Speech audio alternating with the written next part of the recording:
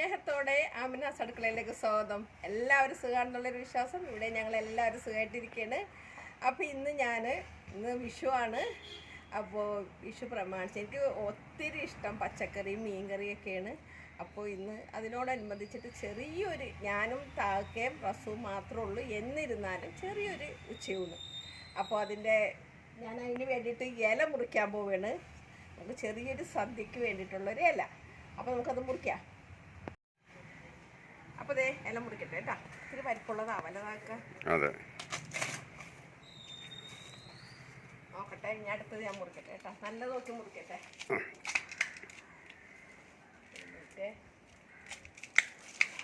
എല്ലാവർക്കും തൂഷണിയിലെ ഇഷ്ടം, തുമ്പുള്ള ഇല.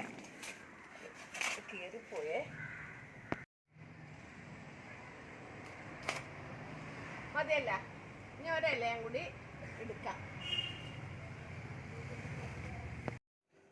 അപ്പൊ അതേ ഞങ്ങളുടെ എന്താ സദ്യ ഒന്നും പറയാനൊന്നും ഇല്ല കേട്ടോ. അതെ, നല്ല സാമ്പാർ, പിന്നെ അവിയൽ, പുളിയിഞ്ചി,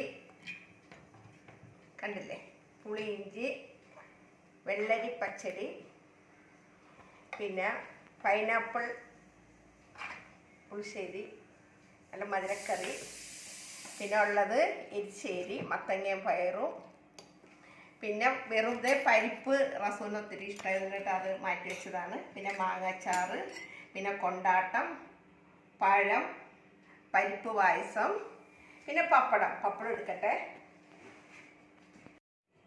പപ്പടം, ഇതൊക്കെയാണ് ഇന്നത്തെ ഞങ്ങളുടെ ഉച്ചക്ക് ചെറിയ സദ്യ. കാരണം ഞാനും താക്കെ റസു മാത്രമുള്ള ഒരു സിമ്പിൾ സദ്യ. പിന്നെ അതിനിടക്ക് മെഴുക്ക് പുരട്ടൊന്നും ഇല്ല കേട്ടോ. മെഴുക്ക് പുരട്ടൊക്കെ നീണ്ട് സദ്യയുടെ അവിടെ നിന്ന് നീക്കി വെക്കും റസു. പിന്നെ അതുകൊണ്ടിട്ട് പിന്നെ ഇതൊക്കെ ഞാൻ തന്നെ തിന്ന് വേസ്റ്റ് ആക്കണം. അതിനുള്ള വേണ്ടിയിട്ടാണ് അവിയലൊക്കെ വെച്ചത്. അപ്പം ഞാനിനി ഇലയിലൊക്കെ ഇതൊന്ന് നിരത്തട്ടെ.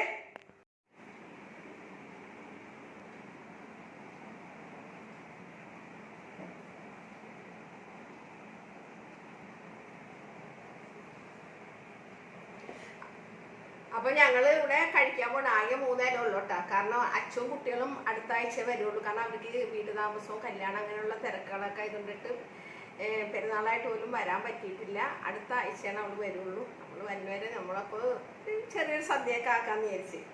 അപ്പോൾ എന്താണെങ്കിലും ഞാൻ കഴിക്കട്ടെ. അപ്പോൾ റസൂനും താക്കാക്കുള്ള ഇലയാണ് വെച്ചിരിക്കുന്നത്.